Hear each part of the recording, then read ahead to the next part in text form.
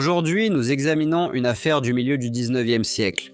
Alors, installez-vous confortablement pendant que nous partons pour la Nouvelle-Zélande.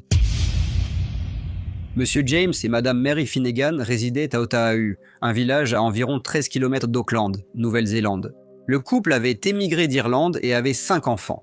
4 fils, Alex, James, Benjamin et John, et une fille nommée Mary Jane. Pendant un certain temps, tout allait bien pour eux. Mais cela changea. Après la mort de Monsieur Finnegan, sa veuve, Madame Mary Finnegan, dut faire face à des difficultés constantes pour payer le loyer et à jongler avec les exigences de la vie quotidienne et les défis de subvenir aux besoins de sa famille sans le soutien de son mari. Et heureusement, avec le temps, la situation familiale s'améliora et, en grandissant, les enfants trouvèrent du travail et aidèrent le foyer. Ce qui a soulagé une partie de la pression financière sur Madame Finnegan.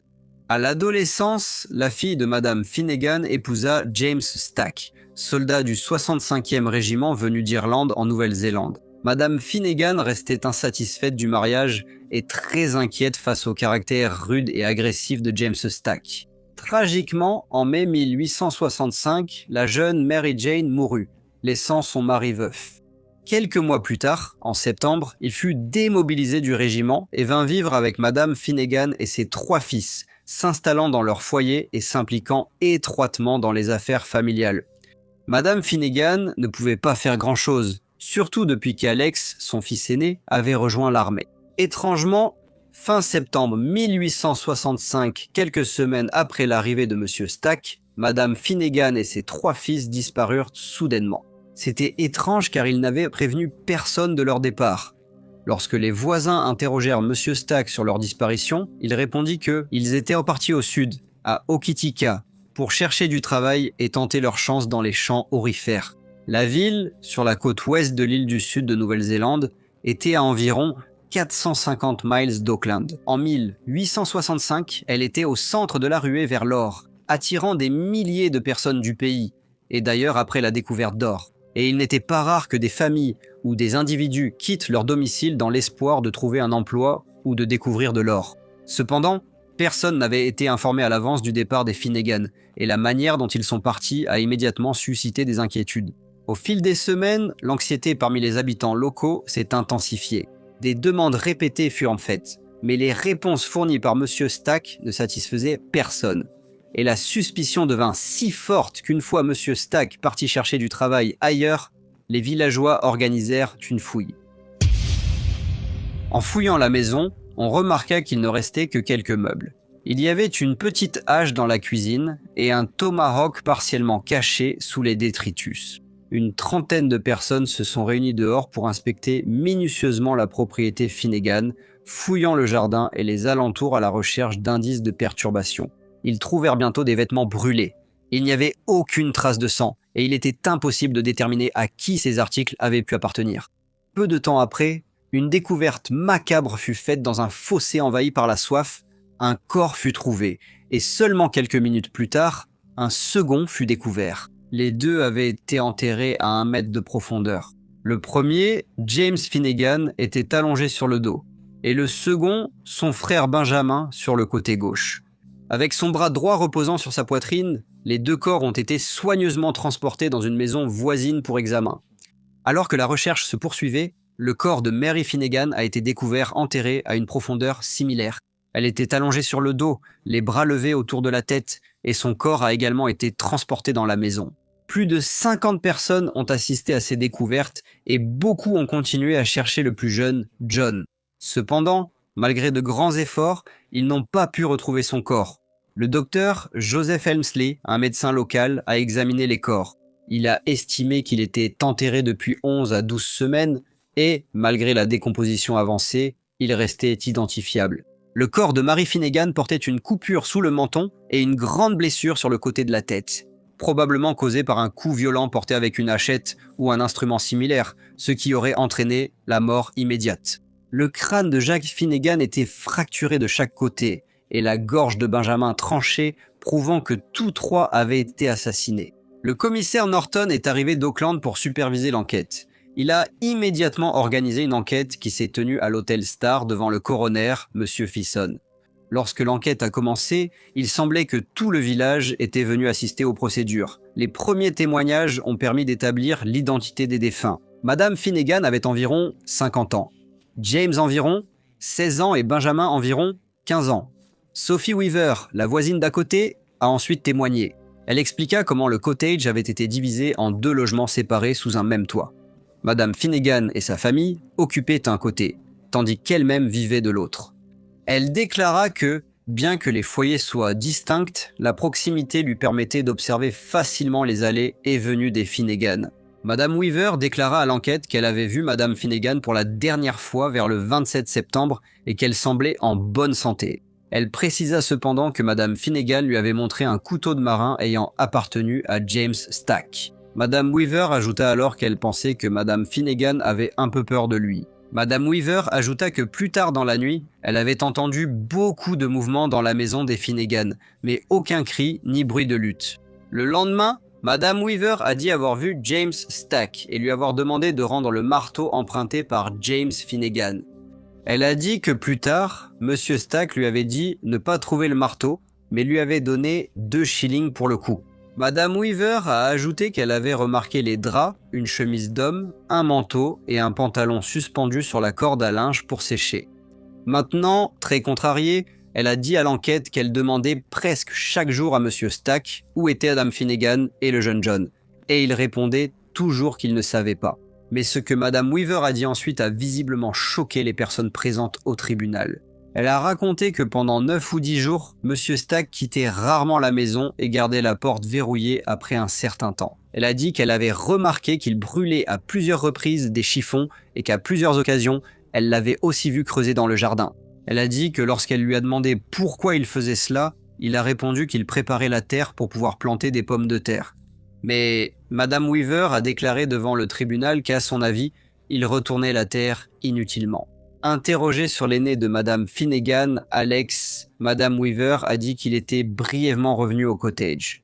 Et lorsqu'il a découvert que sa famille avait disparu, il a contacté les compagnies maritimes pour vérifier s'ils étaient effectivement partis pour Hokitika. Lorsqu'on lui a demandé quel avait été le résultat, Madame Weaver a répondu qu'il lui avait dit qu'il n'avait pas pu confirmer s'il s'y était réellement rendu.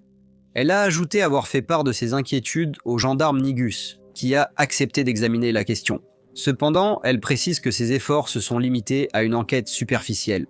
Chaque fois qu'il s'est rendu au cottage des Finnegan, il a trouvé la porte verrouillée et n'a pris aucune autre mesure pour poursuivre l'enquête. Am Weaver a indiqué avoir quitté le cottage lorsqu'on lui a demandé si elle y vivait toujours. Le 20 décembre, Monsieur King, le propriétaire, lui a demandé de laisser la place à un autre locataire. Et la dernière fois qu'elle a vu Monsieur Stack, c'était le lundi 18 décembre alors qu'il était dans le jardin avec un homme nommé Michel MacDonald, qui logeait là. Avant de terminer son témoignage, elle a dit qu'à une occasion, elle avait dit à Monsieur Stack que des gens l'accusèrent de nuire aux Finnegan, ce à quoi il a répondu « Qu'est-ce qu'ils pourront jamais prouver ?» Elle a dit que cette remarque l'avait troublée, car peu après, il était venu chez elle lui montrer 2 lettres. L'une, a-t-il dit, venait de James Finnegan, qui s'excusait que sa mère ait pris 10 livres sterling à Monsieur Stack et promettait de rembourser. Et une autre qu'il affirmait avoir été écrite par Madame Finnegan, et envoyée de Hokitika le 10 octobre indiquant qu'ils étaient tous ensemble et avaient trouvé du travail, Michael MacDonald fut alors assermenté. Il déclara à l'enquête qu'il était ouvrier et qu'il logeait dans la maison avec Monsieur Stack du début novembre jusqu'au 19 décembre. Il a dit que pendant cette période, plusieurs soldats démobilisés avaient également séjourné dans le cottage, et que la dernière fois qu'il avait vu Monsieur Stack, c'était le 18 décembre, lorsque Monsieur Stack s'est levé à l'aube, a roulé ses couvertures et a dit qu'il partait pour la baie des îles. Il a ajouté qu'en lui demandant pourquoi il voulait partir, James Stack a répondu qu'il était soupçonné d'avoir nui à des personnes et voulait partir pour éviter une arrestation injuste. Monsieur MacDonald déclara au coroner qu'avant de partir, Monsieur Stack lui avait demandé de dire qu'il avait reçu une lettre de James Finnegan si on l'interrogeait. On a montré à Monsieur MacDonald une hache trouvée dans le cottage qu'il a confirmé appartenir à Monsieur Stack. Cependant, lorsqu'on lui a posé des questions au sujet d'un marteau, il a déclaré qu'il n'avait jamais vu de marteau en sa possession. À la fin des témoignages, le jury a rendu ses verdicts. Ils ont conclu que Mary, James et Benjamin Finnegan ont été tués par James Stack. Cependant, Monsieur Stack avait disparu. Les meurtres d'Otahuhu ont été largement médiatisés en Nouvelle-Zélande. Les journaux ont publié des récits détaillés sur la disparition de Madame Finnegan et de ses fils, puis la découverte de leur corps dans le jardin. Et le verdict rendu contre James Stack, dont le nom et la description ont été diffusés dans tout le pays. Une récompense fut offerte pour sa capture et, par conséquent, l'attention du public fut fortement portée sur ses déplacements.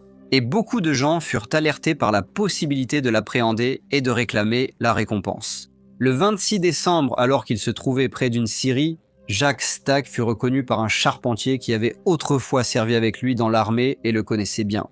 L'homme alla immédiatement chercher le gendarme local et, agissant sans délai, le gendarme appréhenda Jack Stack, le plaçant en garde à vue pour les crimes dont il était accusé.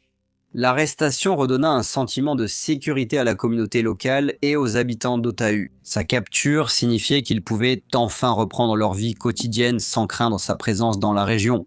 L'anxiété locale qui s'était accumulée au cours des semaines précédentes était désormais largement apaisée par le fait qu'il était en sécurité sous garde.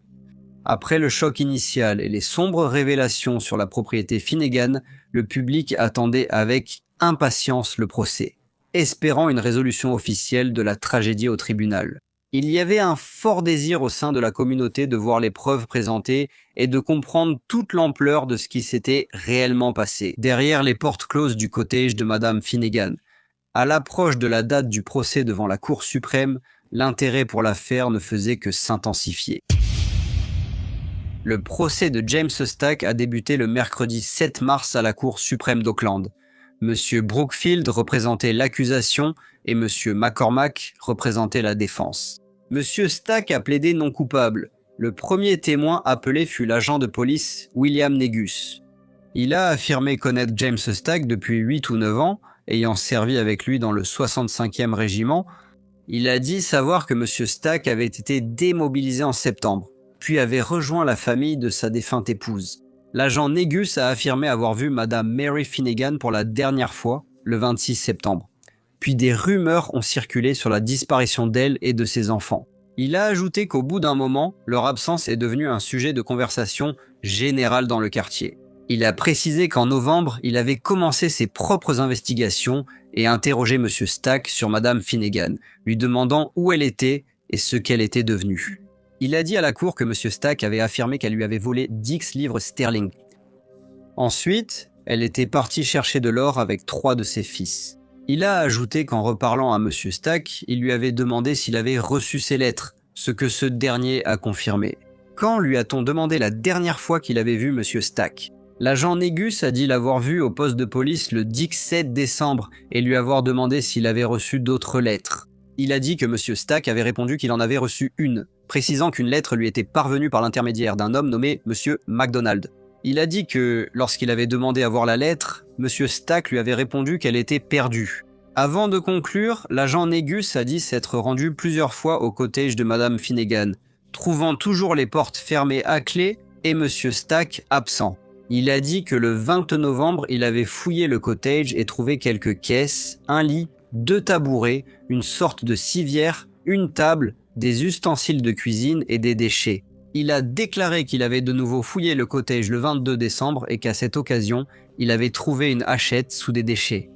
Lorsqu'on lui a demandé s'il avait participé à la recherche des corps, il a répondu que oui, et que le 23 décembre, plusieurs personnes s'étaient rassemblées au poste de police. Il les a ensuite accompagnés jusqu'au cottage, et ensemble, ils ont fouillé les lieux et le jardin. Madame Harriet Baldwin a ensuite été appelée à la barre des témoins. Elle a déclaré qu'elle habitait de l'autre côté de la route, à environ 55 mètres du cottage Finnegan, et qu'elle connaissait le prisonnier, Monsieur James Stack. Elle a dit qu'elle avait vu Madame Mary Finnegan pour la dernière fois le soir du mercredi 27 septembre lorsqu'elle était venue chercher du lait et un seau d'eau. Lorsqu'on lui a demandé si elle avait vu Monsieur Stack ce jour-là, elle a répondu que non, mais qu'elle l'avait vu le lendemain. Il était en train d'étendre une chemise mouillée et un drap sur la corde à linge. Elle a raconté qu'après quelques jours, elle lui avait demandé ce que devenaient les Finnegan, et il répondit avoir donné 15 livres sterling à chaque garçon pour partir à la ruée vers l'or, et que Madame Finnegan était partie à Auckland pour rester quelque temps chez une amie. Madame Baldwin a ajouté qu'un peu plus tard, elle avait de nouveau demandé à Monsieur Stack où était Madame Finnegan, et il lui a dit que Madame Finnegan était partie rendre visite à son fils aîné, Alex. En regardant le jury, elle a dit qu'environ 1 mois plus tard, elle lui avait de nouveau posé des questions sur la famille. Il a alors dit qu'ils étaient tous à Okateka et ajouté que Madame Finnegan lui avait volé 10 livres. Monsieur William Boggs a témoigné connaître feu Madame Mary Finnegan, ses fils et aussi le prisonnier, Monsieur James Stack. Monsieur Boggs a dit à la cour qu'il avait travaillé à la ferme de Monsieur Mackay avec 2 des garçons Finnegan. Et le matin du 27 septembre, entre 6 et 7 heures, il s'est rendu au cottage de Madame Finnegan pour appeler les garçons au travail. Il a dit qu'il se souvenait clairement de la date, parce que c'était le jour des courses hippiques d'Auckland. D'une voix assurée, il a dit qu'il avait frappé assez fort et que Monsieur Stack avait répondu, mais n'avait ouvert la porte que légèrement, juste assez pour voir qui était là. Il a dit que Monsieur Stack lui avait dit que les garçons étaient partis. Interrogé sur la suite, Monsieur Boggs a dit être allé travailler seul, puis être revenu le jeudi 28. Encore une fois, Monsieur Stack a entrouvert la porte et dit que les garçons n'étaient pas encore rentrés. Lorsqu'on lui a demandé s'il avait vu un membre de la famille Finnegan depuis le 27 septembre, il a répondu que non. D'autres témoins entendus au cours de la procédure comprenaient Madame Weaver, les médecins qui avaient examiné les corps, ainsi que plusieurs habitants vivant près du cottage des Finnegan et qui connaissaient bien la famille.